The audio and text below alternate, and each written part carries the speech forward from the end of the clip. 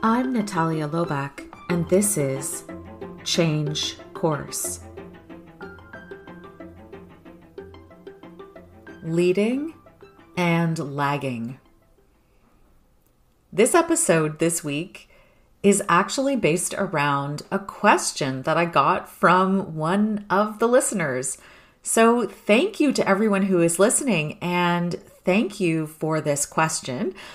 I'm not going to make a habit of calling out the names of people who ask the questions, but I will highlight and paraphrase what they asked me and then try to answer them. So you know who you are. Thank you for this question. And for those of you who want to send a question in for a future episode, you can leave me a voice message on Anchor, or you can follow me on LinkedIn. That's the easiest place to find me, and send me a message there. I'd love to hear from you. So this question was around some of the first few episodes that I did on the podcast around the innovation and adoption curve. So the question was around, why do the laggards have such a negative effect on your innovators and early adopters, and what can we do about it? So I'm paraphrasing a little bit, and I hope that gets to the spirit of the question that was asked. So as a reminder, we're talking about the innovation and adoption curve from Rogers. So to remember who these folks are, your innovators are the first 2.5% of the people who adopt your intervention. Early adopters are the next 13.5%. So remember that your innovators and your early adopters are usually the folks who are the closest to the change. They're the ones who have the most to gain. They're also, as we've talked about with some of the ideas from Gladwell's The Tipping Point, your early adopters are change drivers. So they're the salespeople, the mavens, the connectors, the folks who share the vision of those innovators, and they see the future. And so they're moving towards change because they desire it. It is a positive association. They want to make things better, and they believe in the change vision. So your leaders on the leading edge are the ones who are drawing forward the rest of your organization through incredibly positive messaging and positive means. Not to say that things don't get difficult and there is difficulty, there always is, but the attitude and the mindset towards that, and I talked a little bit about mindset in the previous episode, the mindset towards the change is more of a, this can be figured out, this is something that can be solved, the problems that we may encounter are surmountable. Your early majority and late majority, so 34% and 34% respectively, so making up 68% of your adoption, your intervention adoption. Those folks are they're maybe less impacted. They don't have as strong an affiliation with the vision, and they can be convinced to join, but it does take quite a lot of energy and attention, because we've talked about that crossing the chasm. It actually takes a huge amount of energy and focused attention and encouragement of your innovators and your early adopters to get that early and late majority to grab on and to get that change to really start to gain momentum and move through that early and late majority and really get to the majority of your adoption right at the outset. Your laggards are the 16% at the end. Laggards typically don't want to change, and they are holding back. So this is where you're seeing some of the resistance take shape, and it could be fairly homogenous in terms of the reasons why, but it can also be quite diverse. The issue is that it's only 16% of your whole population. So if you can get, how far are you going to get when you've got your innovators, your early adopters, early maturity, late maturity? I mean, you are looking at 84% of your population. That's a huge, huge number. And in fact, 84%, once you have 84%, it's sustainable. You don't need the last 16%. The problem is that if we spend a lot of time engaging the 16% and trying to get them to adopt, it requires an intense and insane amount of energy. The challenge is that typically comes at the end, and your innovators and your early adopters, they're like done. They're ready to celebrate. They've been working on this for a really long time and having to spend that time focused on your laggards. So there may be some opportunity to do some, targeted interventions in that group. But for the most part, if you're engaging one-on-one with resistance, it becomes very difficult and exhausting. So I'll talk a little bit about the 3 things that I've seen that cause the change to fail at this point. So the first one is leadership. The second one is that the laggards just don't want to change. And I'll get into a funny story there. And then the third one is that the laggards can be quite toxic if we give them a platform. So first, the leadership. So the innovators and your early adopters are peers in the organization. And of course, your change leader, or, maybe you have a guiding coalition. You've got a group of people who are really driving this forward. Typically, your leader or your sponsor has a lot of referential or authoritative power in the organization. And your leader in the change is the one who's driving that energy with your innovators and early adopters. So let's think about the kind of things that leaders are saying to the innovators and early adopters. They're saying things like, we need you. This is really important. There will be rewards. I'm supporting you. This is amazing. I really need your help.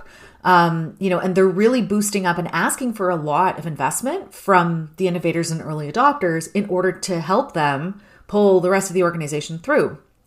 What happens at the end is if you have a large, noisy group of laggards and leadership capitulates to them, your innovators and your early adopters lose trust in leadership, and they will maybe sustain the change if there's enough for them personally. But that whole group dynamic that you've built and has created huge momentum falls apart.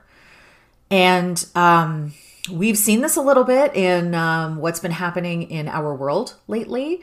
So, political leaders dropping certain things in, public health measures in society.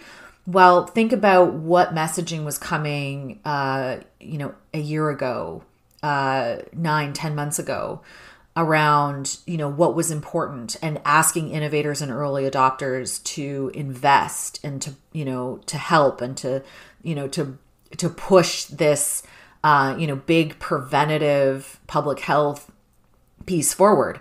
Well, a number of leaders have just capitulated to a very small, and less than 16%. I would say it's a 5% at the end. They've capitulated to them. And look and see what some of the early adopters and your innovators are saying now. And you can see there's a huge loss of trust. Leadership has totally undermined what they've asked from that leading edge. And unfortunately, I believe what we'll see is that leadership will pay for that. So leadership is walking a very fine balance here. If they want the change to be sustainable, they've actually got to stay aligned with the people who are supporting them and look for that 84% support. 84% support is a lot. Second is that the laggards don't want to change. To illustrate this, I'm going to tell you about the terrible trip to Disney World. The other thing I want to mention here is that laggards are at the end. So you've already spent 6 months, a year, 2 years gearing up for talking about this change. They've had enough time to be exposed to the messaging. They've had enough time to understand what the change is, learn what they need to learn. They're laggards because they don't want to change. So, terrible trip to Disney World. When I was 13 and my sister was 10, My parents saved up the money that they had and decided to take us to Disney World. Now, this was the 90s. We were struggling. We did not have a lot. And so going to Disney World was a big deal.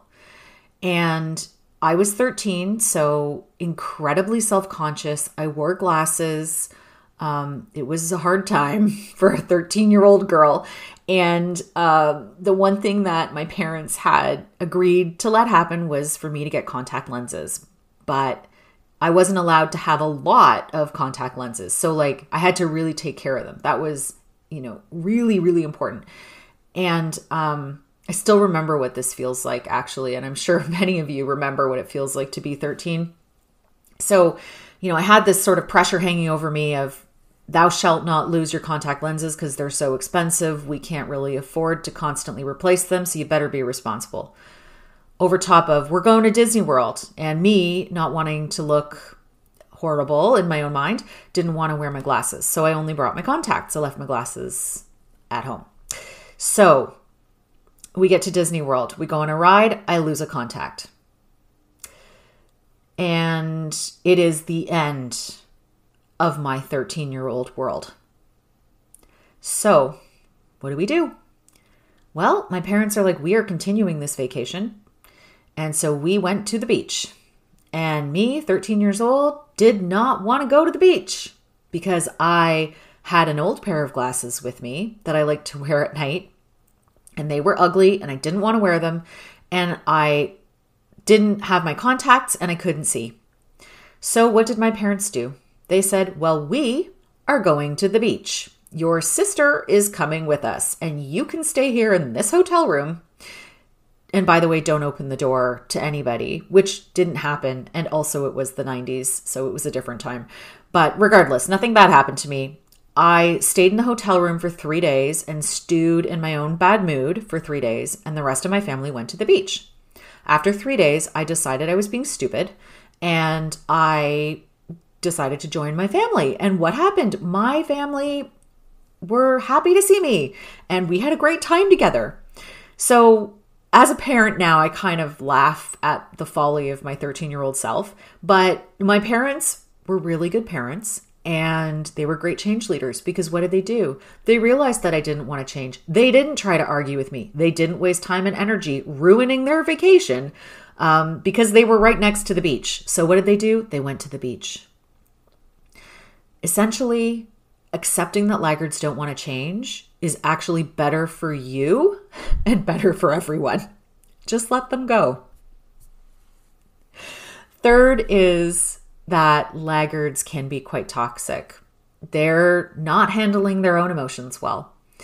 And so I'm going to tell you the story of the biggest mistake that I've made in a change effort.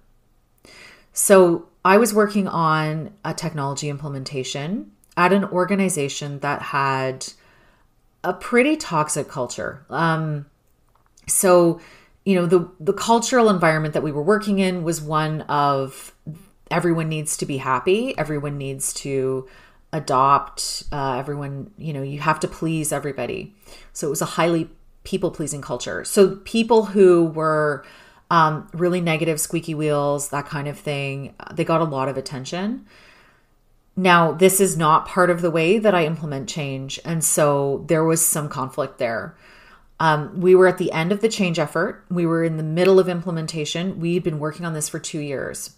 I had the business manager with me. Her name was Anna. Names have been changed. And we were told that we needed to meet with Victoria, who, again, name has changed, who was extremely negative and resistant to this change.